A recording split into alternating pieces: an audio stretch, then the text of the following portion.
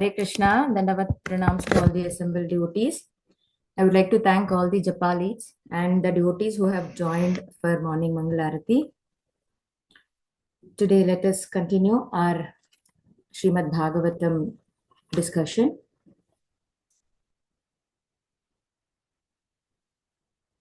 Narayanam namaskrityam naram chaiva narottamam devam saraswati vyasam tato jayamadiraye nashtaprayeshu abhadreshu nitya bhagavata sevaya bhagavate uttama shloke bhaktir bhavati naishtikhe.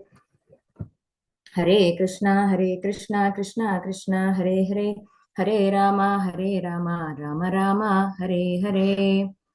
Once again, I'll welcome you all for today's Bhagavatam session. So we are discussing Shloka, Canto 1, Chapter 18, verse 21st.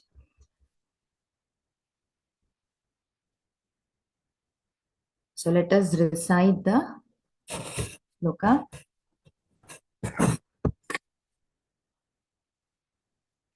Om Namo Bhagavate Vasudevaya. Om Namo Bhagavate Vasudevaya. Om Namo Bhagavate Vasudevaya. Athapi yatpadanakavastrushtyam jagat virinchopa rutarhanambha sesham punatyan tyamato mukundat konamaloke bhagavat padhartham. Once again, Shloka 21. Athapi yatpadanakavastrishtam jagat viranchopa ratarhanambha sesham punatyatyatamo mukunda konamaloke bhagavat padhartha. Anuvada ಹಾಗೂ ಭಾವಾರ್ಥ by our divine grace A.C. Bhaktivedanta Swami Srila Prabhupada Vishnupada Paramahamsa Parirakacharya Ashtottara Shrita Srimad Bhaktivedanta Swami Srila Prabhupada ki Jai. ಅನುವಾದ ಕನ್ನಡದಲ್ಲಿ I'll tell in Kannada. ದೇವೋತ್ತಮ ಪರಮಪುರುಷನಾದ ಶ್ರೀಕೃಷ್ಣನಲ್ಲದೆ ಪರಮಪ್ರಭುವೆಂದು ಕರೆಸಿಕೊಳ್ಳಲು ಬೇರೆ ಯಾರು ತಾನೇ ಅರ್ಹರು. ಬ್ರಹ್ಮನು ಶಿವನಿಗೆ ಪೂಜಾರ್ಹವಾದ ವಸ್ತುವಾಗಿ ನೀಡಲು ಶ್ರೀಕೃಷ್ಣನ ಪಾದನಖಗಳಿಂದ ಉದ್ಭವಿಸಿದ ನೀರನ್ನ ಸಂಗ್ರಹಿಸಿದನು. ಈ ನೀರೇ ಗಂಗೆ ಶಿವನು ಸೇರಿದಂತೆ ಇಡೀ ವಿಶ್ವವನ್ನ ಪುನೀತಗೊಳಿಸಿತು. I just recite the same translation in English. Who can be worthy of the name of the Supreme Lord but the personality of a Godhead, Sri Krishna? Brahmaji collected the water emanating from the nails of his feet in order to award it to Lord Shiva as a worshipful welcome.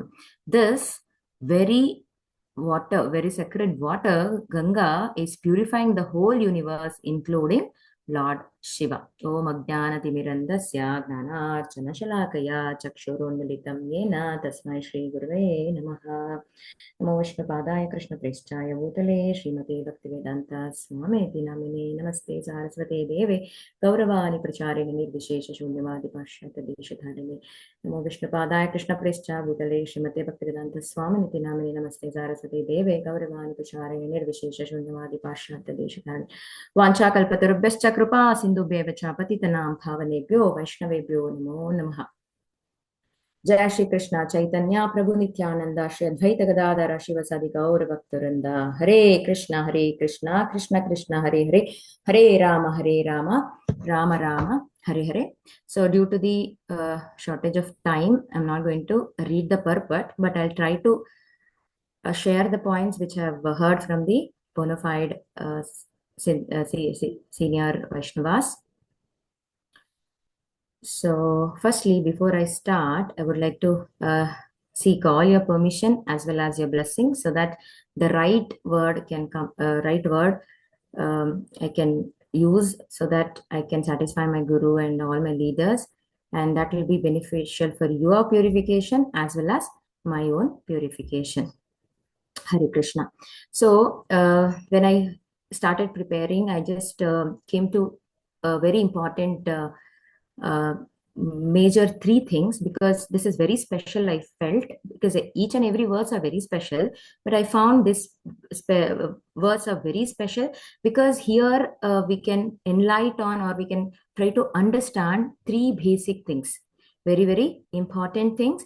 The firstly, which is like, Prabhupada is also emphasizing in this verse, the conception of many gods in the Vedic literature. So Prabhupada says, actually, this is an ignorant. So, but now we are trying to understand what actually the concept of many god in the Vedic literature. And the second point, we learn about the beautiful story, like how Ganga is originated in this Bhuloka. And the third, we'll study about four sampradaya, because Prabhupada at the last, he is emphasizing on four sampradaya and one of the another beautiful sampradaya. So that we will definitely discuss. Okay, that's very important. Then, yeah. Okay, so here, firstly, we'll start with, just a minute. Prabhu, can you help me to share the screen? Can you make me a co-host so that I can share the screen?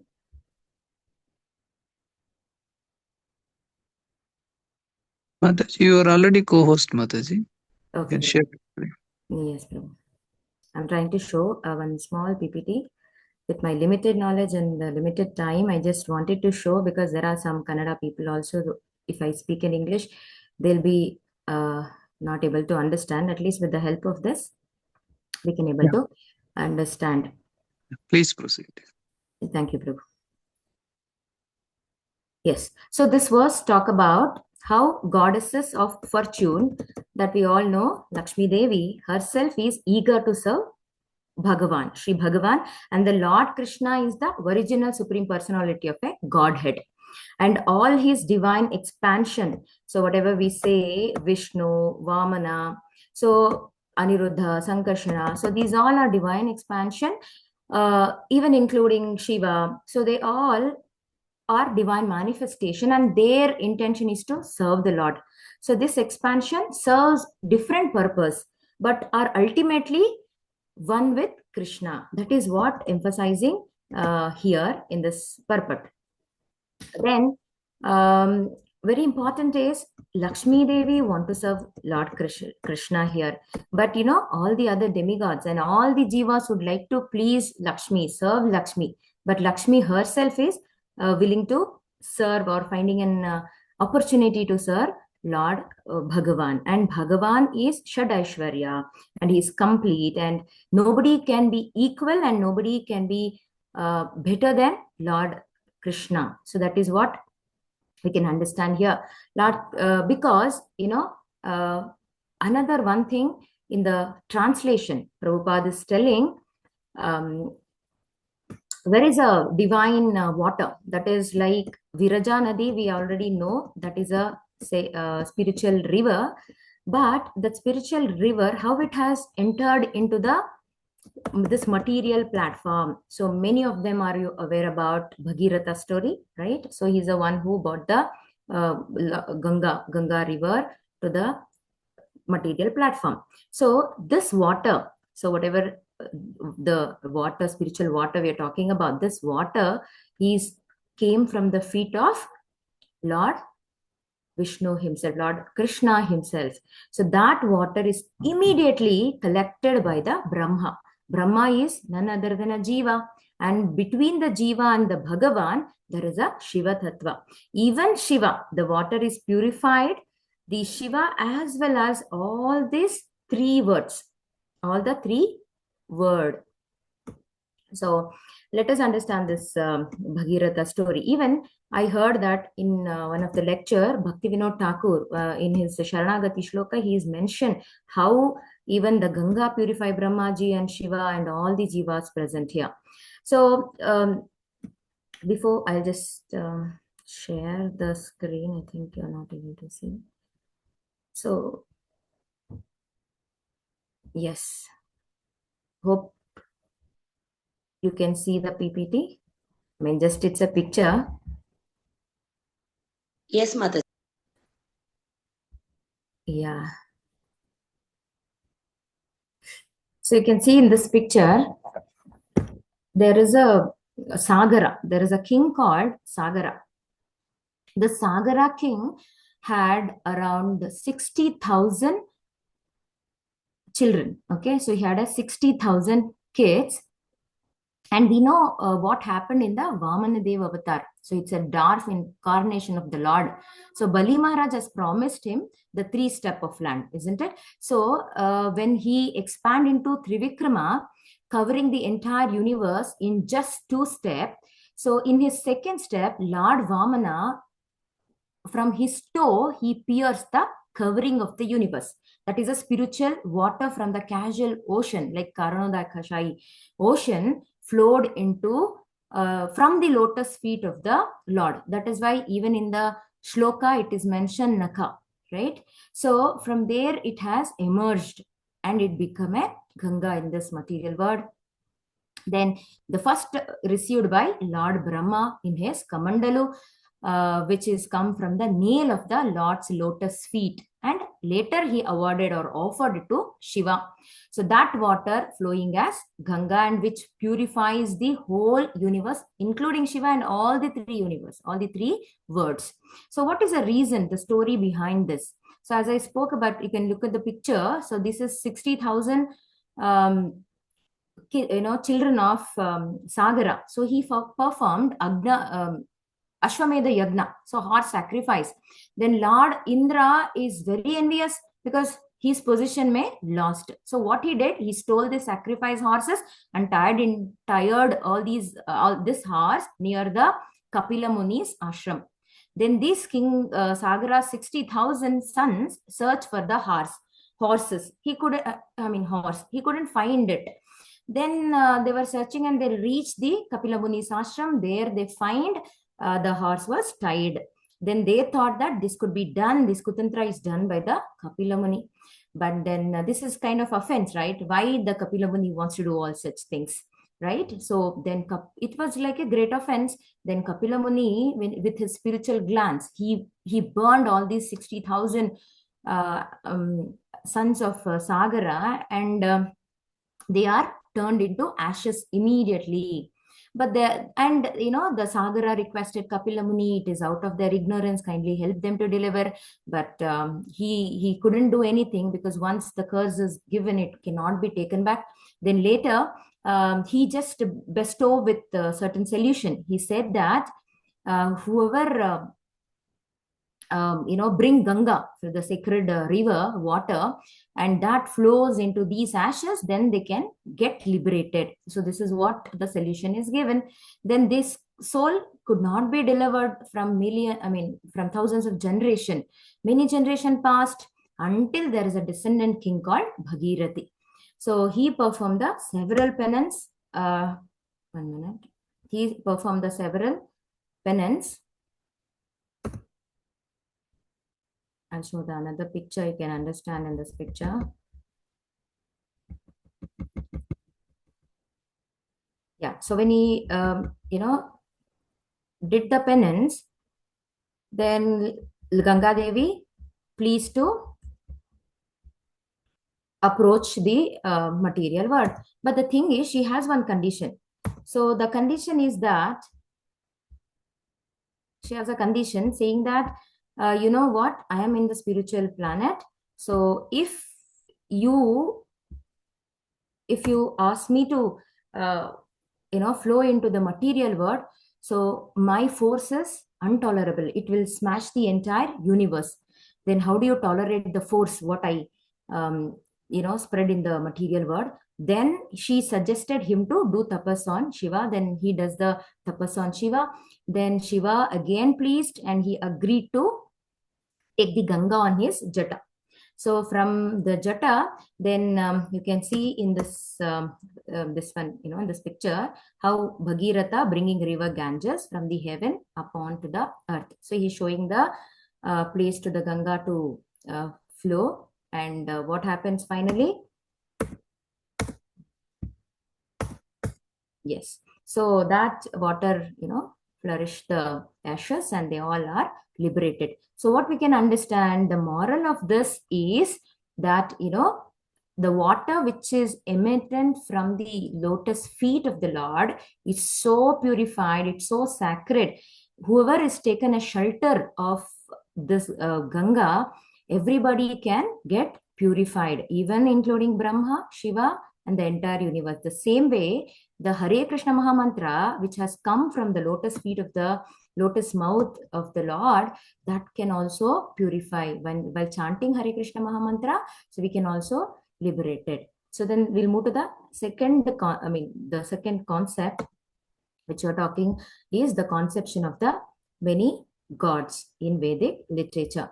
I think some of them may aware about Abrahamic version of the prodigal son story.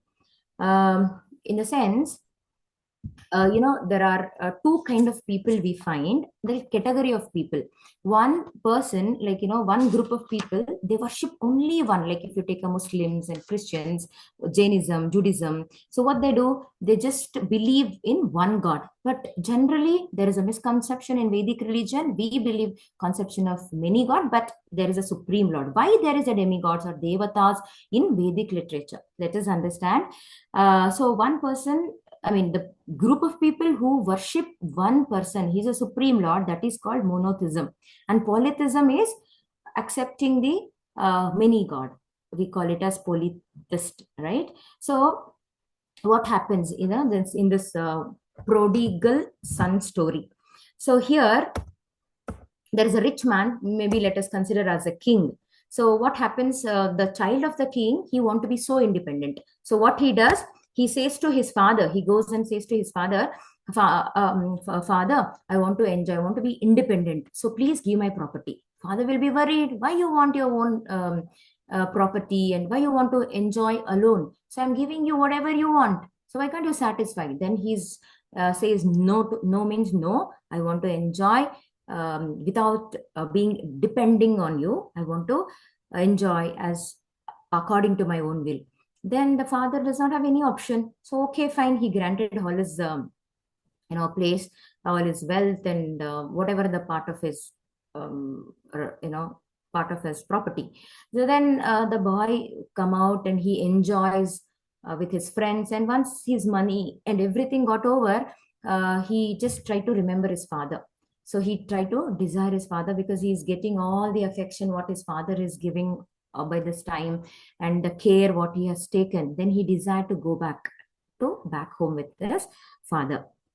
So then what happens, this is a one part of the story, but the thing is, you can see in this picture, in actual life version, in reality, this will not be the same, because we are not in one person. We have different pravriti. Each and every jiva is different. We have a different pravriti. So to understand that, the same situation, we reconstruct in this way. What happens when the king granted all his property to his son, then son again enjoys, but after enjoying, he realized that I want to go back to Godhead. Then he has so many alternative, like he want to go back to Godhead, in the sense he want to go back to his father. Then before his father, still he has certain material enjoyment, material pravriti, that still he want to be independent. So he want to enjoy again alone, and he want to take a shelter, but not completely. Like material desire is one side, and he want to take a shelter in the another side. So then what happens? He has an option. So since he is a king, right? So he has a lot of ministers. So what this father does, he creates a minister. So these ministers, his father arranged a minister here. Then this minister calls his son and gives a job to serve him, because finally this minister is serving his boss, right? His own king. Then this boy keep on serving his minister. Then he realizes and he purifies and he understands the importance of serving back to his own father. So who are these ministers? They are administrative assistant, so-called demigods, or we call devatas. So they work like temporary object of worship. So why do they act like a temporary worship of object? Because they will teach us. This is all God's plan to make us to learn how to render devotional service, how to surrender to the Lord. So by keep serving these ministers or the devatas, we can finally take the shelter of the Supreme. And this is what the understanding. So here we have learned two things. One is the Brahminical worshipper and the Vedic literature. So here, what happens, the conclusion of this understanding: in Abrahamic religion, there is a jealous God who condemns worshipping of other God as disloyal. So they want worship only Supreme Lord. Even Krishna is also kind of that. But Krishna is magnanimous God. Why? Because according to a Vedic religion, why he is called as Adbhuta, why he is called as ultimate? Because he take care of us like anything. Nobody can take care of the jiva like that, because he's an eternal father, our loving father. So he facilitated the transactional arrangement for gradual elevation. So, and for this, and it is not the final thing. Even in Vedic religion, we have a direct approach to the Lord through our sampradaya, through our guru. So we have direct option also to go back to Godhead. So this is how this way worshipping of demigod. The purpose of worshipping demigod is to practice how to surrender, then how to attain the supreme personality of a Godhead. By serving the demigods, the object of serving them is to keep praying them that give me an opportunity to serve the Lord like you. Maybe if you go to Hanuman, if you go to Lakshmi Devi, we keep on asking, we keep on begging their mercy, just to bestow their mercy upon us, so that we can serve the Supreme Lord and go back to Godhead. And I just wanted to talk about, refer Bhagavad Gita from chapter 7, 20th shloka. So it says that, I'll just read it in Kannada. ಎಲ್ಲ ಬಯಕೆಗಳು ಯಾರ ಬುದ್ಧಿಶಕ್ತಿಯನ್ನ ಕದ್ದಿವೆಯೋ ಅಂತವರು ದೇವತೆಗಳಿಗೆ ಶರಣಾಗುತ್ತಾರೆ ಮತ್ತು ತಮ್ಮ ಸ್ವಭಾವಗಳಿಗೆ ಅನುಗುಣವಾಗಿ ಪೂಜೆಯ ನಿರ್ದಿಷ್ಟ ನಿಯಮ ನಿರ್ಬಂಧನೆಗಳನ್ನ ಅನುಸರಿಸ್ತಾರೆ. So in this shloka, it is said that only Krishna can be worshipable, because he is a worshipable God. So these demigods will facilitate us to go back to Godhead. Then the last point of this verse, which I realize, is Prabhupada is talking about the 4 sampradaya. So let us focus on the third theme of this verse.